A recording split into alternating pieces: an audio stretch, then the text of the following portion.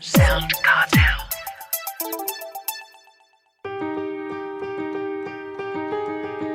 From SoundCartel, I'm Nicole Goodman, and this is Business Essentials Daily.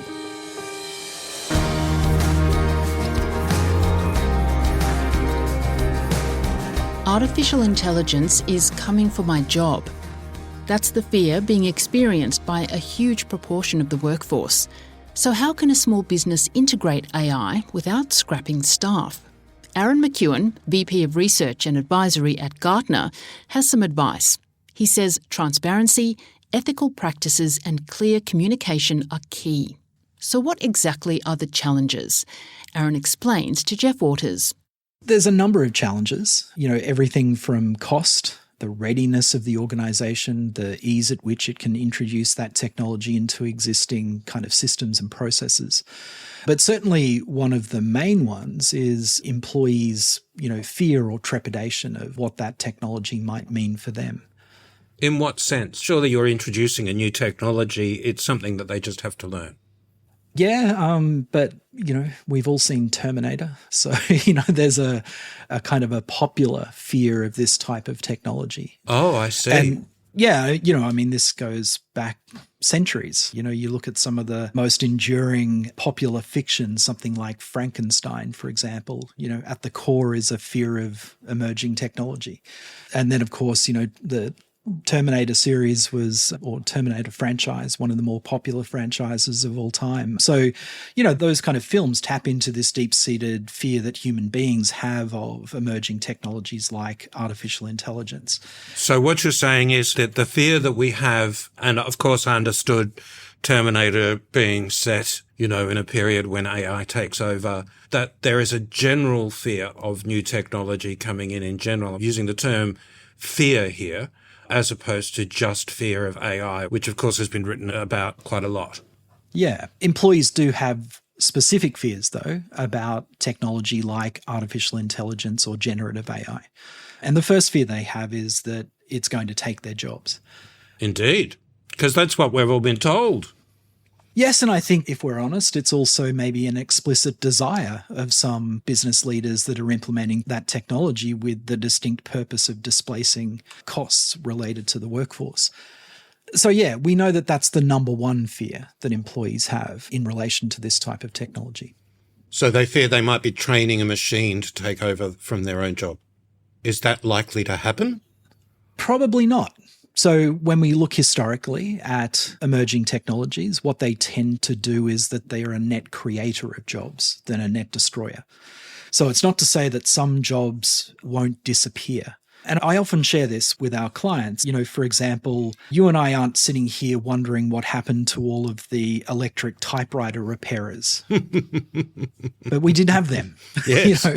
And so what typically happens is that, jobs don't just disappear overnight because they've been replaced by a technology, but rather the technology comes in and it changes the way that we work. And so that will happen with this technology. And maybe what's a little bit different about this technology is that it's likely to change how we all work in some ways, some at a faster rate than others. So for example, if you're a plumber, you probably don't have a lot to worry about in terms of generative AI taking over your job. Maybe, in fact, what it'll do is that it'll make your job easier because you won't have to send emails and invoices to your clients. Maybe part of that will be automated, for example, right? But, if you're a journalist, if you're a marketer, this technology already is impacting on that work. Now, there's an interesting debate as to whether many organizations have announced downsizing and reductions in their workforces and have told the investor community, for example, that it's because of AI investment and that they expect to be able to get productivity gains. But there's some indication that that could be a smokescreen for just wanting to engage in downsizing without the negative PR attached to it that typically comes along. So yeah, you've got to kind of work through this a little bit and view it with a degree of skepticism.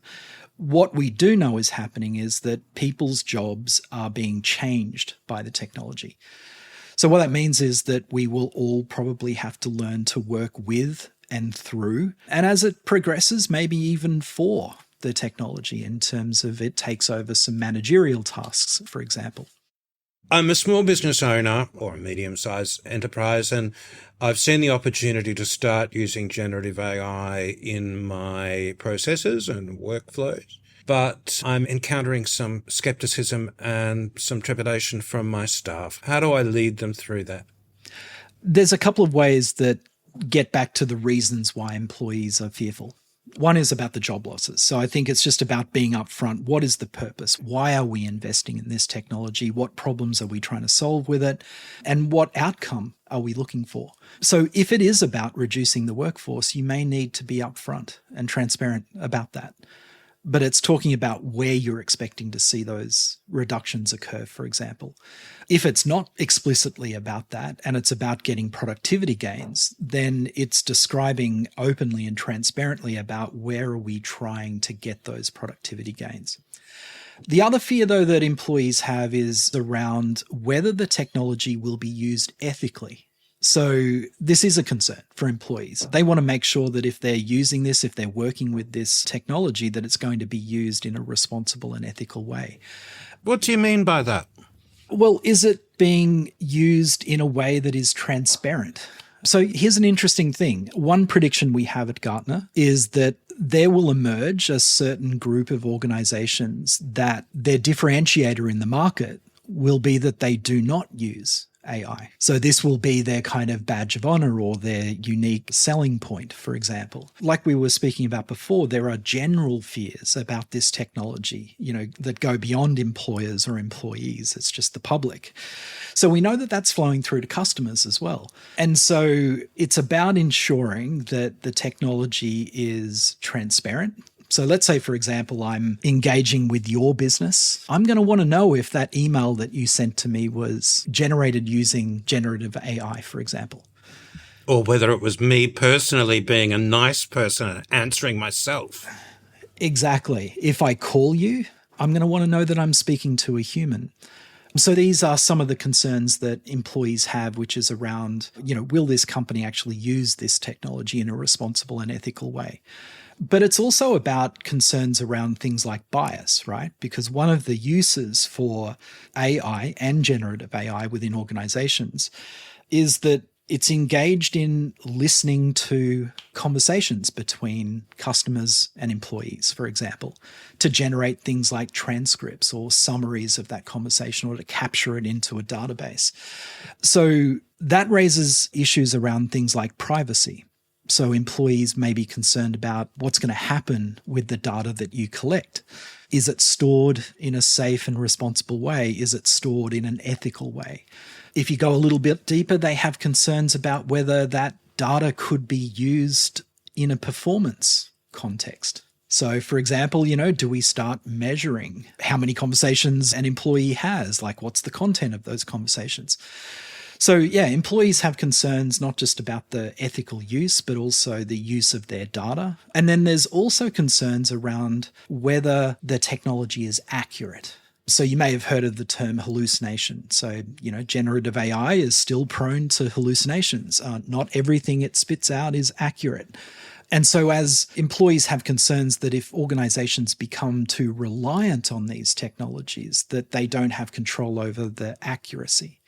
So employees have different types of concerns. And so the things that organizations can do or small businesses in this context can do to offset that is, like I said, be transparent and upfront about what you're investing in, what you're implementing, why you're implementing it, but also develop things like whether it's a code of practice or a bill of rights, some type of governance structure that allows you to communicate to your employees and increasingly your customers about how you're using the technology, but also outlining the ways in which things like data is protected, the systems or processes that are put in place to ensure its accuracy, anything in relation to its ethical use within the context of the industry in which you operate. So those things are really important. That's Aaron McEwan, Vice President of Research and Advisory at Gartner.